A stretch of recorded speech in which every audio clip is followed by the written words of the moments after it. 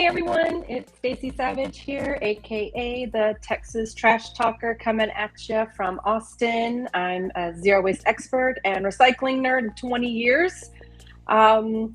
So today we're going to talk a little bit about employee empowerment around zero waste topics. And what if I told you that forcing your employees to recycle and compost could actually hurt morale, but by simply empowering your employees to reduce waste could save you thousands of dollars each year, decrease your environmental impact, and do it all at once. So it's not too good to be true, I promise, because I'm going to go over some of these strategies here. In this video, I'm going to reveal how leading organizations engage staff to drive zero waste through education and incentives. And you'll learn proven tactics to leverage your sustainability to enhance the bottom line. You'll learn how to set and reach ambitious waste reduction goals, activate your employees through friendly competitions and rewards, and then, of course, leading by example to enable real habit change and setting a corporate culture within your company. So, if you care about your profits and your people and the planet, then you need this. So don't leave savings on the table or your talent untapped. The future of environmental sustainability and stewardship really does start with employee engagement. So let's recycle this outdated thinking and pave the way for zero waste innovations, huh? So go ahead and watch this video for those strategies to mobilize your staff for zero waste success. Now let's dive in. And here's how to turn your workforce into a sustainability force. So number one is a very, it's a hot topic because a lot of employees don't understand the sustainability goals or the benefits to your business. So you have to, as a business owner or manager, you have to express how sustainability benefits the business and how they play a part in that. And so you have to tell your employees about the impacts to the bottom line. Whenever you can lower disposal costs, you can provide higher quality recyclables to the local area processors that actually come and haul this stuff away off your property. And because processors can't sell dirty recyclables, right? So let's keep that in mind. And how it's used to recruit top tier talent to come into your business, and how it also builds a stronger customer base. It's really a strategic priority. It's not just a nice little extra to have, right? So the next thing I would do is set clear zero waste goals. So your employees need specific and measurable targets, like we're going to get to 50% waste diversion in the next 2 years. And they also need consistent visual tracking to show how well they're actually doing as a whole, as a collective. So nobody wants to keep doing, recycling and composting of food waste if they don't know how close they're getting to the goal. And you have to have, where you started, where the goal is, and then track along the way how well you're doing. And it needs to be readily available for people within your workforce to be able to see that, to view that and say, hey, we're doing pretty good, or we're not doing so great, we should really step it up, so they can take ownership, right, of the whole process. And taking ownership of these processes could be as simple as eliminating single-use plastics at meetings, or promoting your kind of bring your own days, bring your own water bottle, bring your own coffee mug, bring your own cutlery, bring your own cloth napkins instead of using paper towels. And this can really be done on like a floor by floor or department by department level. And then of course, tracking that progress openly and celebrating milestones as a team. Next would be using color-coded signage, stickers, and bins. So really make zero waste easily accessible and visible everywhere as a reminder to employees that this is the expectation. You want to lead by example, So like removing single-use items, supplying even just wares that are only either recyclable or compostable. This way you can actually remove trash cans and only offer recycling or composting options so that the materials have to be sorted properly, that your employees have to actually think about, okay, what do I have in my hands? What goes where? Does the sign say that this thing in my hand goes here, or does it go here? This will really help get employees used to reading the bin signage to determine which materials go into the correct bins.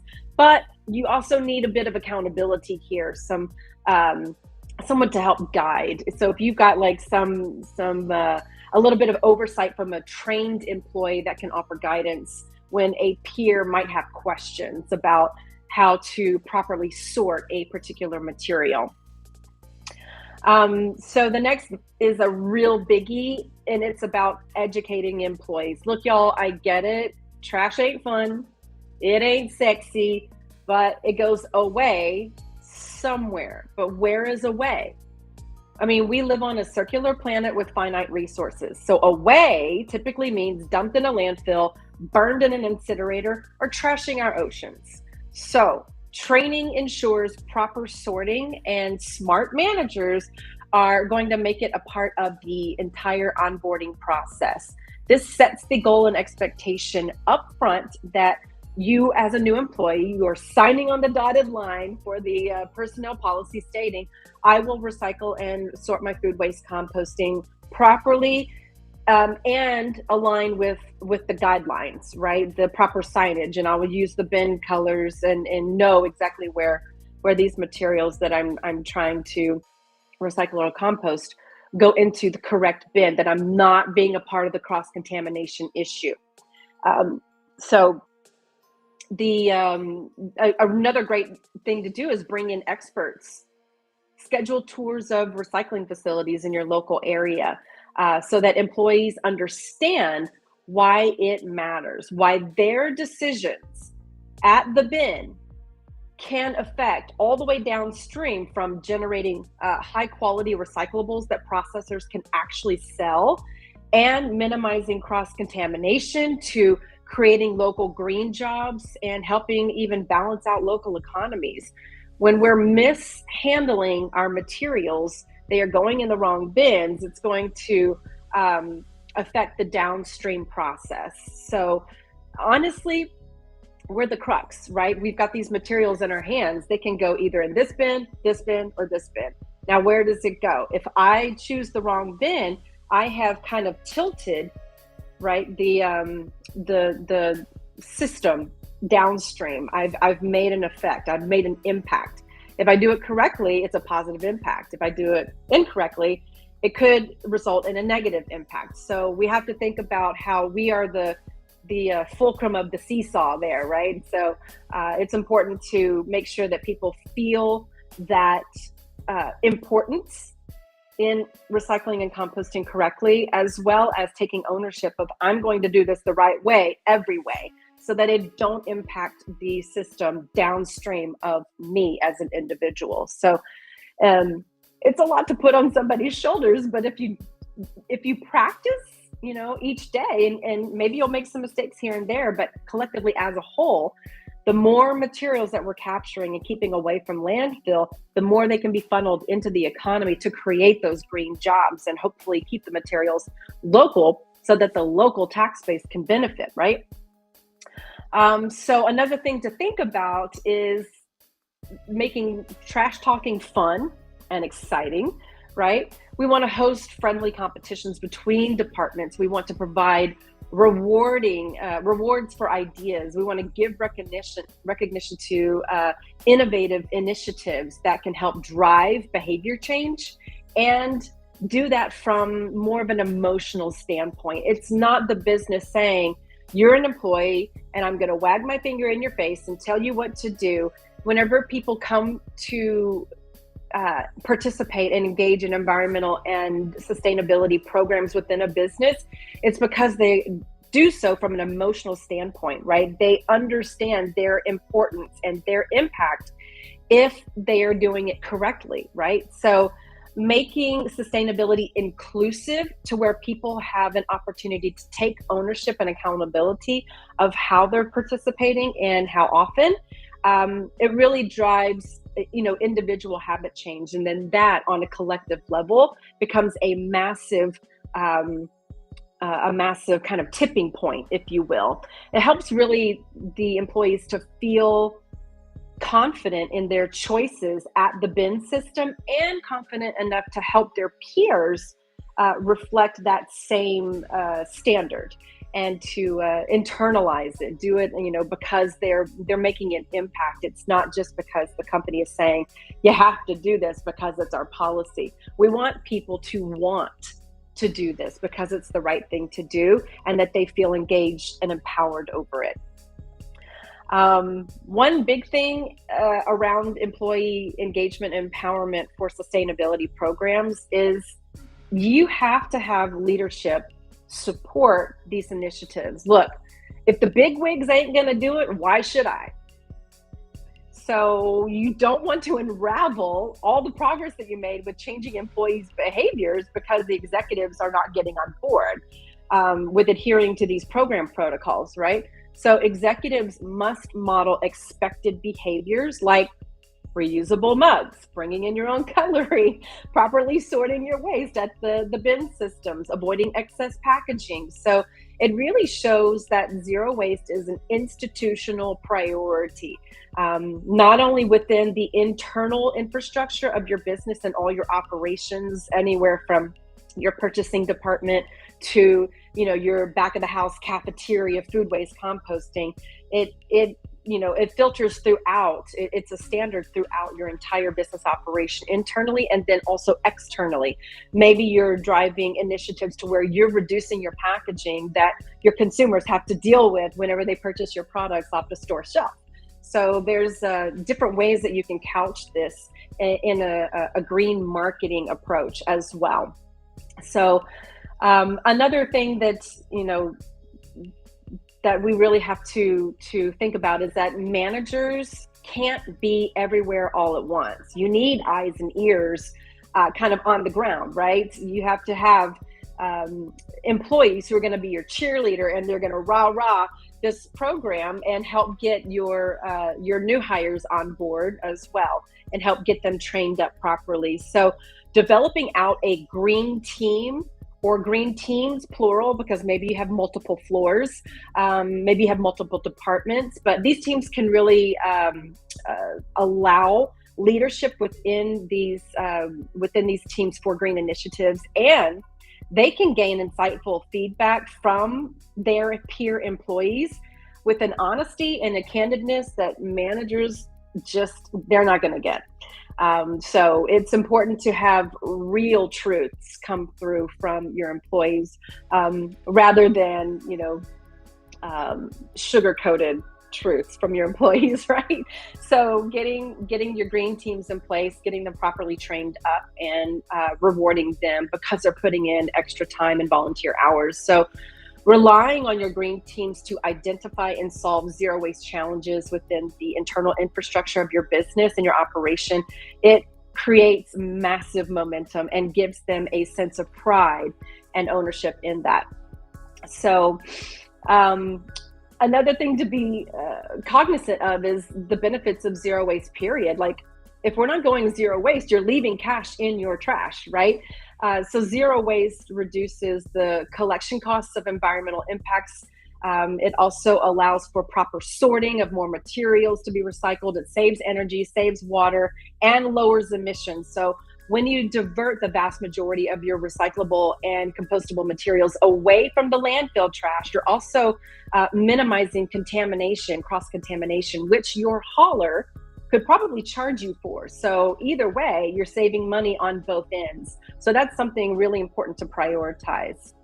Another thing with managers is that we have to give credit where credit's due. Managerial roles are extremely important. They're instrumental in driving these clear sorting guidelines, the proper signage, making sure that the bins are color coded properly. And when I say color coded, I mean, black and gray for trash, blue for recycling, green for food waste composting. Those are typically the three color coding systems there. Maybe your municipality or your hauler has something a little bit different, but making sure everybody's on the same page with this color means X, this color means Y, this color means Z, right? And then also being able to communicate the results of your zero waste program to your employees and spotlight employee initiatives. Give them that pat on the back to keep them going, keeping the morale high and the confidence boosted. Smart managers will actually do a daily inspection of the trash, recycling, and food waste composting bins, take pictures of any cross-contamination that they identify, and they'll know how to tailor their training to address those issues. You can also delegate that to your green teams as well.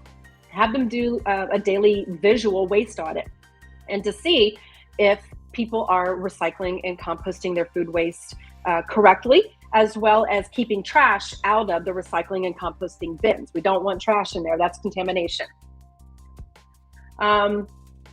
So, one thing that we want to really collectively think about is that overall actions create real impacts and real habit change over time. And so by educating, incentivizing, and leading from the top, we can build a zero waste culture. And this is exactly why I have created the Cash for Trash Zero Waste Business Academy. This is an online training program where we will take you by the hand and lead you step by step through all of the foundational key protocols, as well as how to train your employees, make it fun and exciting, as well as giving you strategies to market your efforts in a green storytelling manner. So if you're interested in our Cash for Trash Zero Waste Business Academy, reach out to me, send me a DM or a LinkedIn connection request, so that we can have a discussion about what our program entails and how your company will benefit. I also am giving away a freebie. This is a PDF download that you can grab that is the talking points of this entire video, so that you can use it whenever you may need to convince some higher ups or your superiors with going in the zero waste route. So you'll have a freebie to where you can educate them a little bit on how employee empowerment can drive success with zero waste programs. So if you want the freebie, reach out to me on whatever social media platform you're watching this on, and we can connect so that I can get that on over to you as well. So with that said, I really want to work together to find results that we can all be proud of, that are specific to your business and your industry. And I am happy to take any questions, whether that's live right here, or if you want to just drop them in the comment section after this live, and we're actually doing you're viewing the recorded version of this. So either way, connect with me. Let's get a conversation going, and we can tackle some of your challenges together. Okay. All right, y'all. Well, I'm going to end that here, and I will be back tomorrow about this time. So hopefully you can tune in. All right. Thanks. Bye-bye.